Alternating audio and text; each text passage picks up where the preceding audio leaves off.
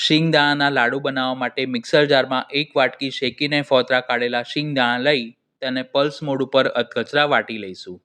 જો તમે મિક્સરને કન્ટિન્યુઅસલી ચાલુ રાખશો તો શિંગદાણામાંથી તેલ છૂટું પડશે અને લાડુ પ્રમાણમાં ચીકણા બનશે. હવે શિંગદાણાના ભૂકાને મિક્સિંગ બાઉલમાં લઈ તેમાં અડધી વાટકી દળેલી ખાંડ અને 5 ચમચી ઇલાયચી પાવડર કરી મિક્સ કરીશું. શિયાળામાં બનાવી રહ્યા હો તો ખાંડના બદલે ગોળ અને સૂંઠ પાવડરનો ઉપયોગ કરી શકાય છે. તેમાં બાઇન્ડિંગ માટે 3 ટેબલસ્પૂન ગરમ કરેલું ઘી કરી મિક્સ કરીને લાડુ વાળી શકાય તેવું મિશ્રણ તૈયાર કરવું. આ સામગ્રી આપણે શ્રી પ્રભુને દૂધ ઘરમાં સિદ્ધ કરીને ભોગ ધરી શકીએ છીએ. તેમાંથી નાની સાઇઝના નંગ વાળી લઈશું. આ માપ પ્રમાણે 7 નંગ લાડુ તૈયાર થયા છે. તેને સર્વિંગ પ્લેટમાં સર્વ કરીશું. તો આ રેસીપી જરૂર ટ્રાય કરજો. વિડીયો પસંદ આવી હોય તો તેને લાઇક અને શેર કરવાનું ન ભૂલશો.